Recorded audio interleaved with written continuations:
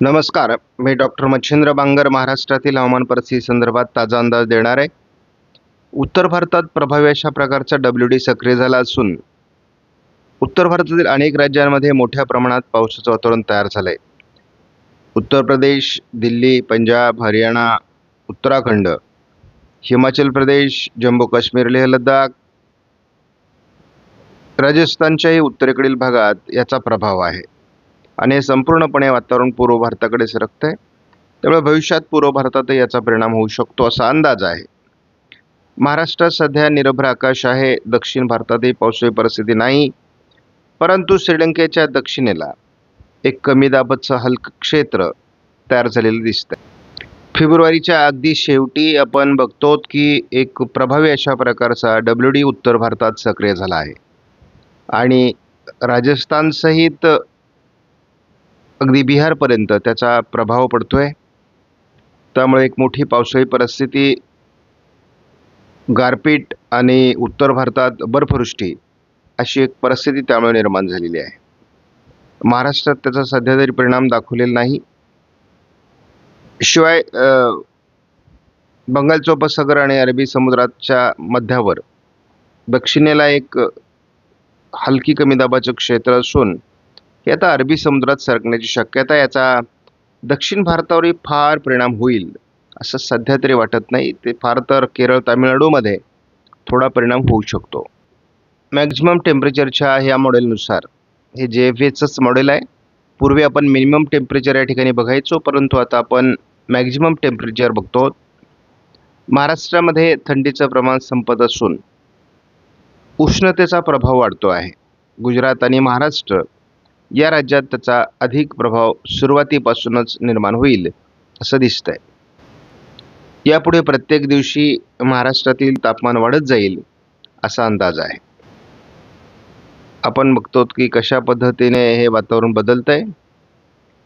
जवळपास 4-5 तारखेनंतर महाराष्ट्राच्या काही भागात तीव्र अशा प्रकारची उष्णतामान वाढण्याची शक्यता आहे. अधूनमधून येणाऱ्या WDमुळे जरी तापमान कमी अधिक होत असलं तरी महाराष्ट्रात आता उन्हाळ्याचा पूर्ण शिरकाव होण्याची शक्यता आहे. JFS मॉडेलचा अंदाज जर आपण बघितला तर उत्तर भारतामध्ये मोठ्या प्रमाणात एक WD सक्रिय होतोय. दक्षिण भारतातही हलका WD JFS मॉडेलने दाखवला आहे. आपण साधारणपणे 1 तारखेला जर त्याचं परिवर्तन बघितलं तर त्याचा प्रभाव कायम आहे उत्तर भारतामध्ये. तामिळनाडूमध्ये थोडं पावसाळी परिस्थिती वाढू शकते. केरळमध्ये देखील थोडी पावसाळी परिस्थिती वाढू शकते दक्षिण भारतातील कमी दाबामुळे. हे JFS मॉडेलचा अंदाज आहे. नंतर दक्षिण भारतातील कमी दाब हा अरबी समुद्रात निघून जाण्याची शक्यता आहे. उत्तर भारतातील 3 तारखेनंतर एक WD जरी येत असला तरी कमजोर स्थितीत तो आहे. अति उत्तरेला त्याचा प्रभाव आहे. साधारणपणे 5 तारखेपासून पुढे जवळपास 9 तारखेपर्यंत फारसं पावसाळी वातावरण भारतामध्ये राहणार नाही. 9 तारखेच्या दरम्यान उत्तर भारतात अतिउत्तरेला एक WD सक्रिय होण्याची शक्यता आहे.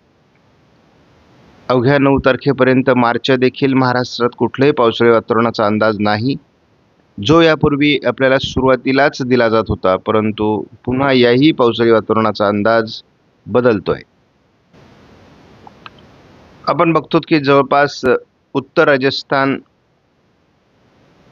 उत्तर भारतामध्ये आणि संपूर्ण हिमालयीन पर्वतरांगांच्या सर्व राज्यांच्या दरम्यान मोठं एक WDचं क्षेत्र किंवा पश्चिमी विक्षोभ सक्रिय झाला आहे.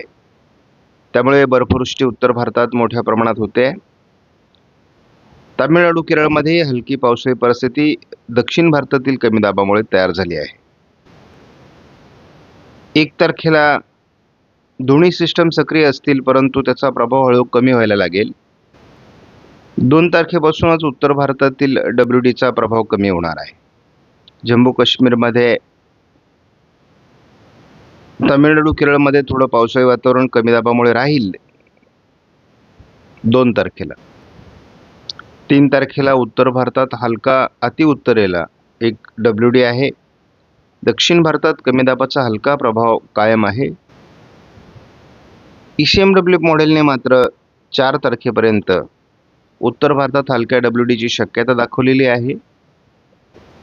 जवळपास 5 तारखेपासून 10 तारखेपर्यंत फारसं पावसाळी वातावरण भारतामध्ये नाही.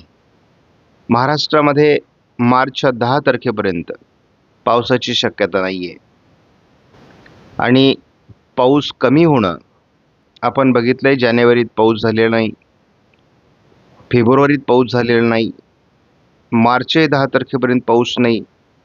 आणि ही एवढी कमी पर्जन्याची जी महाराष्ट्रातील स्थिती आहे ती थोडी उष्णतामान अधिक वाढवण्यास कारणीभूत ठरू शकते. मार्चच्या जवळपास अगदी पहिल्या 15 आठवड्यामध्ये केवळ केरळ, तामिळनाडू या राज्यांमध्ये दक्षिणेत पाऊस होईल. पूर्व भारतातील बहुतांश राज्यांमध्ये अरुणाचल प्रदेश, सिक्कीम, आसाम या राज्यांमध्ये पावसाळी परिस्थिती राहील. उत्तर भारतामध्ये जम्मू काश्मीर, लेह लडाख, हिमाचल प्रदेश, उत्तराखंड, पंजाब, हरियाणा, दिल्ली, उत्तर प्रदेश या काही भागात, राजस्थानच्या उत्तरेकडील भागात देखील या दरम्यान पाऊस आहे. परंतु मध्य भारतावर, दक्षिण भारतातील बहुतांश राज्यात, पूर्व भारतातीलही काही राज्यांमध्ये आणि गुजरात, राजस्थानच्याही बहुतांश भागात पावसाची घट या ठिकाणी स्पष्टपणे दिसते आहे. हे ECMW मॉडेल आहे. या मॉडेलमध्ये देखील महाराष्ट्रामध्ये विशेष परिणाम या सर्व वातावरणाचा होणार नाही. परंतु उद्या सह्याद्रीच्या पर्वतरांगांकडे नाशिकपर्यंत किंवा महाराष्ट्रात देखील बीड, लातूर, अहिल्यानगरच्या काही भागात ढगाळ परिस्थिती आज वाढू शकते. त्यानंतर आपण 1-2 तारखेला देखील थोडी ढगाळ परिस्थिती महाराष्ट्रामध्ये बघतो. पण अतिशय हलक्या स्वरूपाची ही ढगाळ परिस्थिती आहे. यातून फार पावसाळी परिस्थिती महाराष्ट्रात तयार होईल असा कुठलाही अंदाज नाही. 2 तारखेला देखील थोडं लातूरच्या आजूबाजूने ढगाळ परिस्थिती दक्षिणेला सांगलीच्या काही भागात तयार होण्याची शक्यता आहे. सोलापूरच्या आजूबाजूने या पलीकडे म्हणजे आता 2-3 दिवस आपल्याला ही ढगाळ परिस्थिती महाराष्ट्रात काही भागात दिसू शकते. साधारण 3 तारखेपर्यंत आपला त्याचा अंदाज आहे. त्यानंतर मात्र महाराष्ट्रात निरभ्र आकाश होणार आहे. जवळपास 10 तारखेपर्यंत कुठल्याही प्रकारचा पावसाळी वातावरणाचा अंदाज महाराष्ट्रामध्ये निर्माण होत नाही. आज दुपारी 2 वाजेपर्यंत महाराष्ट्रामध्ये अकोला, अमरावती 37 अंशापर्यंत तापमान जाण्याची शक्यता आहे.